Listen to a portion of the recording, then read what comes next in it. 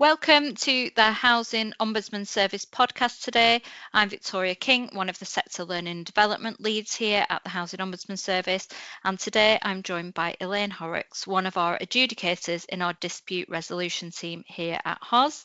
Elaine, would you like to introduce yourself and tell us a little bit more about the part of the organisation you work in and a little bit about your role?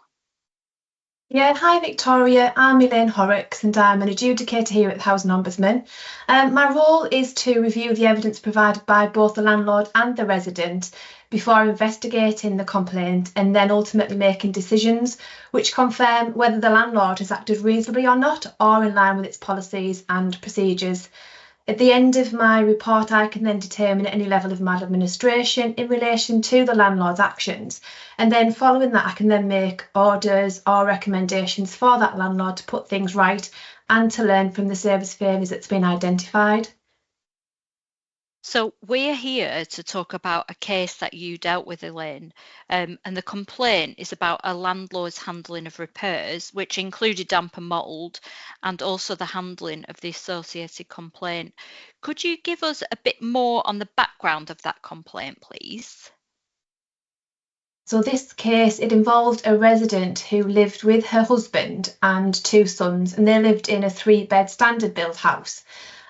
She first reported damp to the landlord in the bathroom in December 2019. And while she understood there was a reduction in the landlord services due to COVID, she did continue to report the problem to them. She then reported it again in September of 2021, but the landlord didn't assess the property for a further 2 months, which took us to November 2021.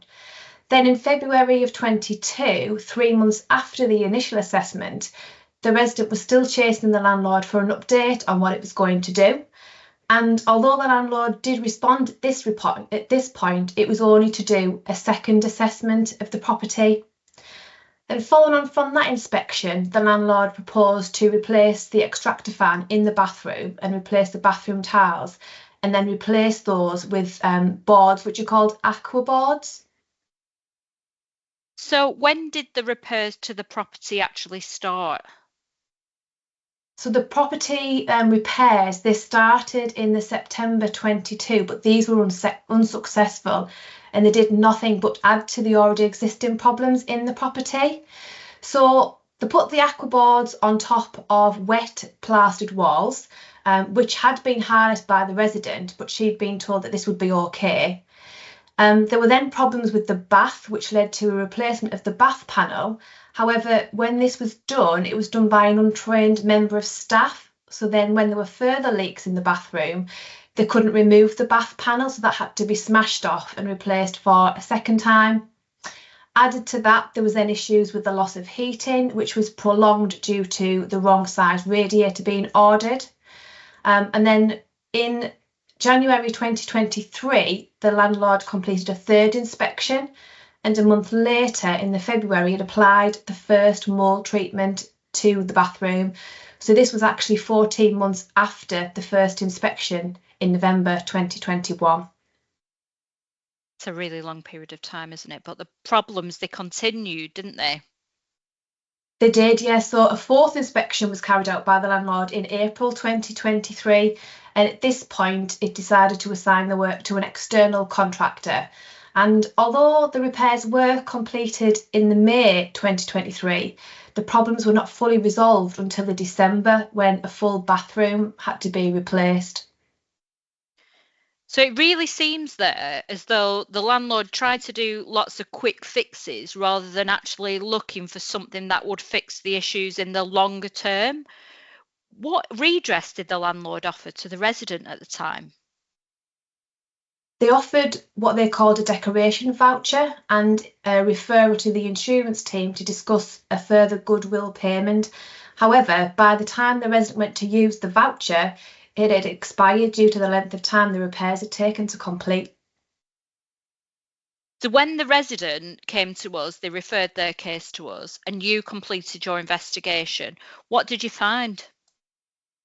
I found a determination of maladministration, and that was made in terms of the landlord's handling of the repairs, which included the damp and mould. And you also considered the landlord's complaint handling as well, as we mentioned at the start of the podcast. What did you Yeah. find in your investigation on the complaint handling? Yeah, with regards to the complaint handling, I also found maladministration. Could you just give us a little bit of context around why you decided to make the finding that you did, why you decided that you found maladministration? Yeah, sure. So it took the landlord 33 working days to respond to the complaint, which was against their target within their policy of 10 working days. But this was only after multiple chases by the resident herself. The landlord gave no explanation or apology for what the resident had been through and offered no explanation for the delay in the response. So then moving on to the response itself, this didn't address the concerns which had been raised by the resident, and it offered very little empathy, accountability or acknowledgement of just how long the situation had been ongoing and the inconvenience it had caused. We also look for what the landlords took as learning from it, and in this case it didn't advise of any learning that had been taken as a result of the situation.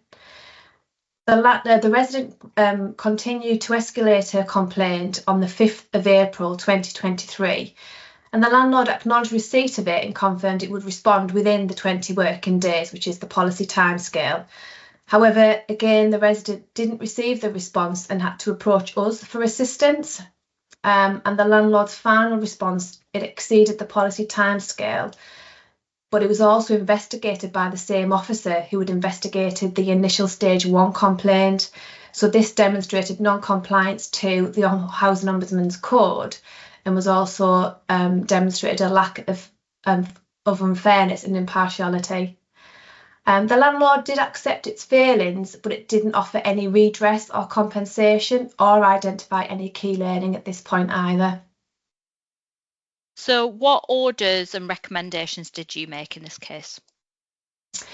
So for the orders, I asked the landlord to write an apology to the resident, and that had to come from a senior member of staff, and that was just to acknowledge the failings identified within the report. I asked for a senior member of management to do this, so it was aware of the catalogue of errors that had happened in this case and to see the impact that it had on her family and herself. In addition to this, I asked the landlord to pay the resident £1,000 in compensation, and I asked it to inspect the property to make sure that the repairs had been resolved and to schedule any outstanding work that needed to be done. In addition to this, within the powers of the Ombudsman, we did ask for a senior manager case review, which would draw out any learning that could be taken from the case. And finally, I asked them to complete a self-assessment against the spotlight on the damp and mould report and the knowledge and information management report. We can also ask or make recommendations to the landlord. So in this case, I asked them to provide staff with complaint refresher training, and this had a particular focus on the landlord's policy and the Ombudsman's complaint handling code. So when we'd issued that determination and we'd given the landlord the orders and the recommendations as well, how did they respond? The landlord's response actually exceeded our expectations in this case. So the written apology to the resident, it came from the director of the asset management team, and it was personally hand-delivered by the assistant director, who also offered his sincere apologies to the resident. And while he was there at the property, he carried out a full property inspection. So not only did he look at the outstanding work from the actual complaint, but he also identified and raised additional repairs which the landlord had not reported herself, so this was a really positive step. He then programmed in weekly calls between himself and the resident to check on the progress against all of the repairs and to make sure that everything was going according to plan. In the feedback from the landlord, they confirmed that they'd then dissected the case from start to finish, and what they did was they looked at the repairs and the complaint handling aspect, and they asked a series of questions about why they did this and why they didn't do that. And through that, it drew out the learning from the service failures that it identified. Finally, it provided a copy of all the inspections that it carried out, including all the post inspections, and it offered an enhanced compensation payment of £5,000 based on its findings and how the property was left. So we've heard about what the landlord did in response to the determination. What was the resident's response to the steps the landlord took and the determination? The resident thanked me for the time and the effort on the case and said she'd finally felt as though there was progress being made after all the time that she'd spent chasing the landlord. Following that, there was no further communication from the resident. So what key learning from this case would you like to share with other landlords who are perhaps listening to this podcast? I would say to take on board the feedback from the Ombudsman, as it's provided to help landlords improve their service delivery. This in turn builds stronger relationships and maintains loyalty with their residents, and it promotes wider positive publicity for the landlord itself. I would also say that if you've made a mistake, take accountability and ownership and be honest and open with the resident, and then just work together to fix the issue and look for a long-term solution that would benefit all parties concerned. Don't look for that quick win. As this case demonstrated, taking this approach, it can create more problems, which then just take longer to fix. Lovely summary there. Thank you, Elaine. So thanks for your time. This case has really, really highlighted some of the good things that are happening in the sector, particularly in how landlords can respond well to our orders and do right by the residents. If you are listening to this podcast and you would like to know more about our casework, you can find case studies on our Centre for Learning Hub, and we also have the decisions on the website as well. We've mentioned in there our spotlight on damp and mould and our spotlight on knowledge and information management. Again, you can find these on our website as well if you want to read those and you haven't already. We've recorded a few podcasts now around the cases that we see, which are available on our website and on SoundCloud, and we'll continue to share these as we find them. So look out for more of these types of podcasts in the future.